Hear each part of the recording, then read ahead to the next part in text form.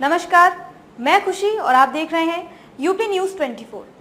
अंतर्राष्ट्रीय महिला दिवस के अवसर पर उत्तर प्रदेश के उप मुख्यमंत्री केशव प्रसाद मौर्य और ग्राम विकास मंत्री विजय लक्ष्मी गौतम लखपति दीदी और उत्कृष्ट कार्य करने वाले महिलाओं को सम्मानित करने के साथ साथ महिलाओं को सशक्त बनाने के लिए 3 व्हीलर ऑटो रिक्शा भी प्रदान किया गया। इस अवसर पर डिप्टी सीएम केशव प्रसाद मौर्य और मंत्री विजय लक्ष्मी गौतम ने कहा कि आज महिलाएं हर क्षेत्र में आगे बढ़ रही हैं।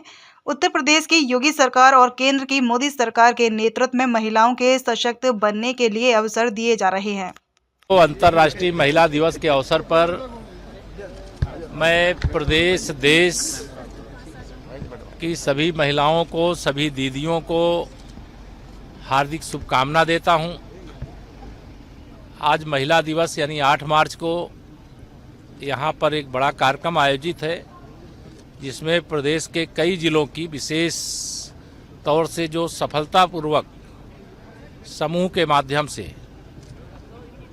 अपने समूह को भी सामर्थ्य बना रही हैं, अपने परिवार को भी सामर्थ्य बना रही हैं और प्रदेश को आगे बढ़ाने में मदद कर रही हैं, ऐसी दीदियों का समागम यहाँ पर है, जिसमें हमारी सखी के रूप में जो जानी जाती हैं, चाहे बैंक सखी, चाहे बीसी सखी, चाहे विद्युत सखी, चाहे कृषि सखी, सामुदायिक सखी और अनेकानेक प्रकार से ड्रोन दीदी, ऐसे जो कार्य में लगी हुई हैं, सफल रही हैं, उनका आज यहाँ बड़ा समागम है, उनका सम्मान है।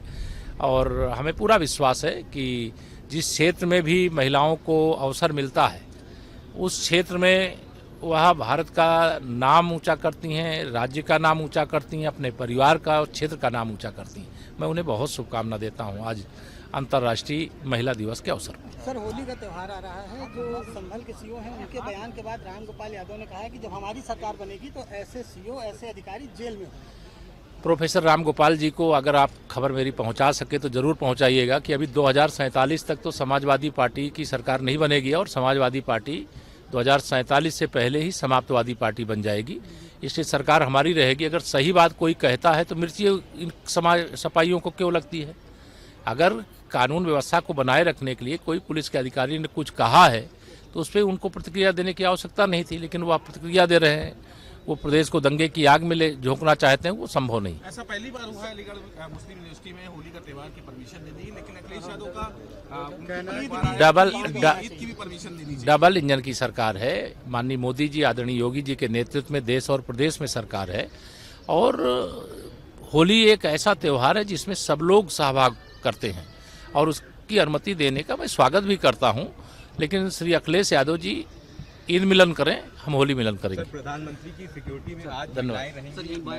अंतर्राष्ट्रीय महिला दिवस के मौके पर देखिए, माननीय प्रधानमंत्री जी जब से देश का नेतृत्व संभाले हैं, बेटी बचाओ बेटी पढ़ाओ से लेकर के महिला सशक्तिकरण की दिशा में उन्होंने जितना काम किया है, मैं जितनी उसकी चर्चा करूंगा वह कम होगी। हर क्षेत्र में इस समय दीदियों का, महिलाओं का, बहनों का, बेटियों का डंका बज रहा है और वह चाहे धरती पे हो, चाहे आकाश पर हो, चाहे चंद्रयान 3 हो, हर जगह उनकी भूमिका रहती है।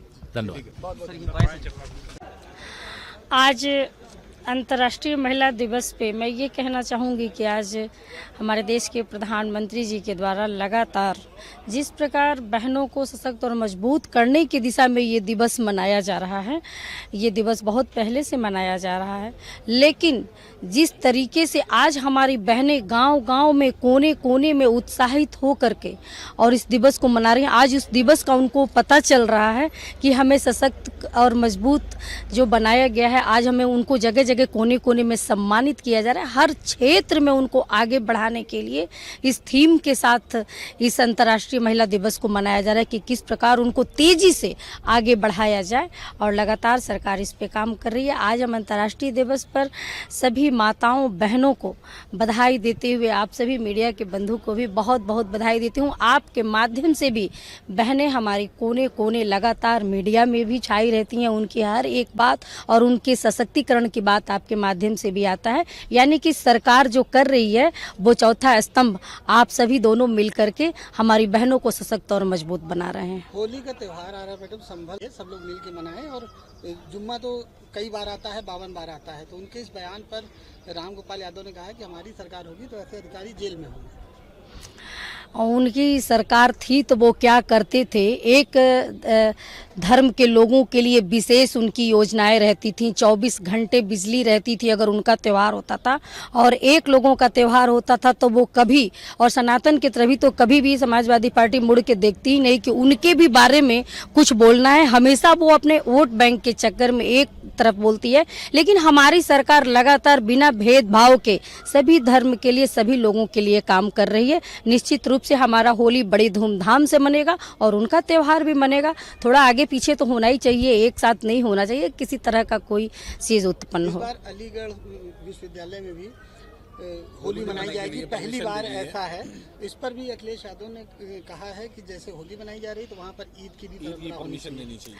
क्या है कि समाजवादी पार्टी में अखिलेश यादव जी की जो ये भूमिका है, ये लगातार, चाहे मध्य प्रदेश का जो, अरे महाराष्ट्र का जो बयान है, या पूरे मुस्लिम समाज, मुस्लिम समाज की बात जब आती है तो वो एक तरफा सिर्फ एक समाज के नेतृत्व और उनकी भागीदारी और उनके लिए वो बात करने के लिए खड़े हो जाते हैं। कभी भी भारतीय जनता पार्टी के शासन में जिस प्रकार से होली, दशहरा, दीपावली मनाई जाती है उसी प्रकार ईद भी मनाई जाती है, उनके भी सारे त्यौहार मनाए जाते हैं।